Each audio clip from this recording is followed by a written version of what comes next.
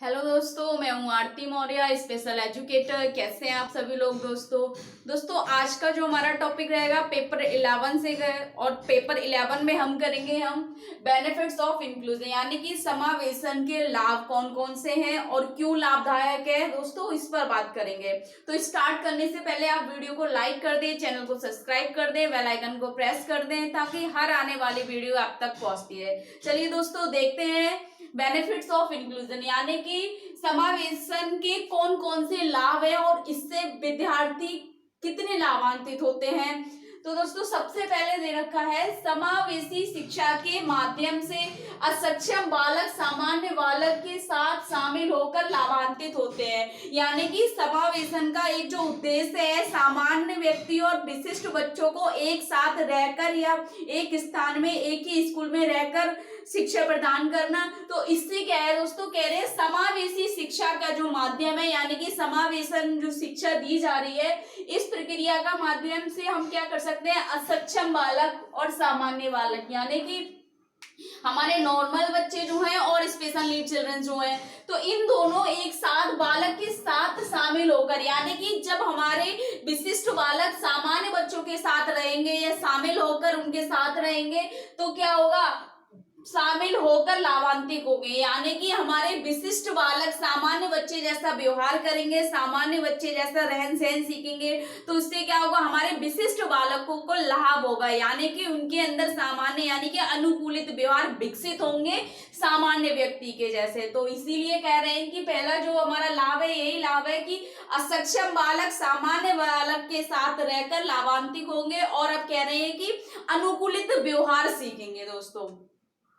Next है व्यक्तिगत भिन्नताओं के फलस्वरूप समावेशी शिक्षा अधिक लाभप्रद है। यानी कि व्यक्तिगत भिन्नताओं, क्योंकि हमें पता है कि प्रत्येक सामान्य बालक या हम कह सकते हैं प्रत्येक विशिष्ट बालक, तो सबकी योग्यताएं, आवश्यकताएं और क्षमताएं प्रत्येक बच्चे की अलग अलग होती है। तो समावेशी शिक्षा का क्या है दोस्तों, कि प्रत्येक बच्चे के अलग अलग योग्यता क्षमता अनुसार क्या है पाठ्यक्रम बनाया जाता है, लक्ष्य चयन होता है, क्रिया का चयन होता है। इससे क्या होता है, इसके फलस्वरूप यानी कि व्यक्ति भिन्नताओं के फलस्वरूप समावेशी शिक्षा अधिक लाभप्रद है, क्योंकि प्रत्येक बच्चे के अनुसार लक्ष्य चयन होता है, पाठ्यक्रम नियोजन होता है, इसलिए समावेशी शिक्षा व्यक्तिगत भिन्नता के फलस्वरूप अधिक लाभप्रद बताई गई है।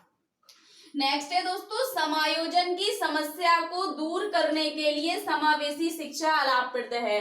कह रहे हैं समायोजन की समस्या, क्योंकि क्या होता है ज्यादातर देखने में है कि हमारे जो विशिष्ट बालक हैं वे जल्दी से किसी के साथ मिक्सअप नहीं हो पाते हैं, ये सामान्य बच्चे जो है वे हमारे विशिष्ट बालकों को अपने साथ रहना नहीं अच्छा उन्हें पसंद होता है, या उनके ग्रुप में खेलना पसंद नहीं होता है, या उनसे घृणा करते हैं।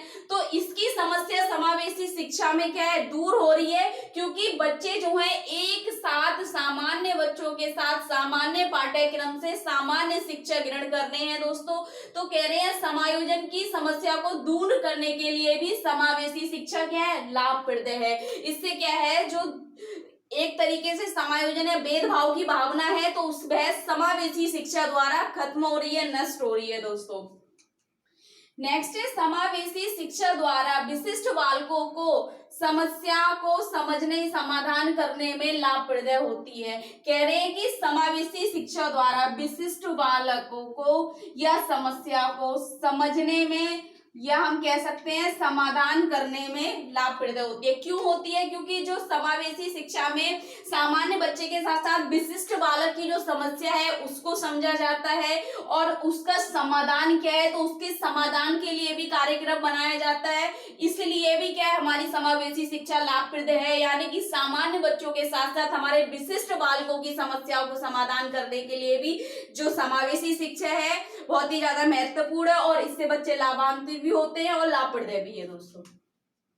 नेक्स्ट है दोस्तों समावेशी शिक्षा में विशिष्ट बालकों को समान शिक्षा का अवसर प्राप्त हो पाता है। यानी कि समावेशी शिक्षा का जो मुख्य उद्देश्य भी यही है कि बच्चों को, सामान्य और असक्षम बच्चों को समान शिक्षा का अवसर प्राप्त कराना दोस्तों। तो इसमें भी यही कहा गया है कि समावेशी शिक्षा में क्या है, विशिष्ट बालकों को यानी कि हमारे स्पेशल नीड चिल्ड्रन जो है, विशेष आवश्यकता वाले जो बच्चे हैं, उनको समान शिक्षा का अवसर प्राप्त होता है। यानी कि समान का मतलब है एक जैसी, जो सामान्य बच्चे कर रहे हैं वैसे ही समान शिक्षा अवसर प्राप्त, या हम कह सकते हैं समान शिक्षा का अधिकार, हम कह सकते हैं अधिकार का अवसर भी प्राप्त हो पाता है। यानी कि समावेशी शिक्षा द्वारा एक विशिष्ट बालक एक सामान्य स्कूल में सामान्य बच्चों के साथ सामान्य पाठ्यक्रम से समान अधिकार प्राप्त कर और सामान्य शिक्षा का अवसर प्राप्त कर पाता है। समावेशी शिक्षा का ये भी एक लाभ है जिससे बच्चा क्या है, सामान्य विद्यालय में सामान्य शिक्षा प्राप्त कर रहा है सामान्य व्यक्तियों के साथ रहकर।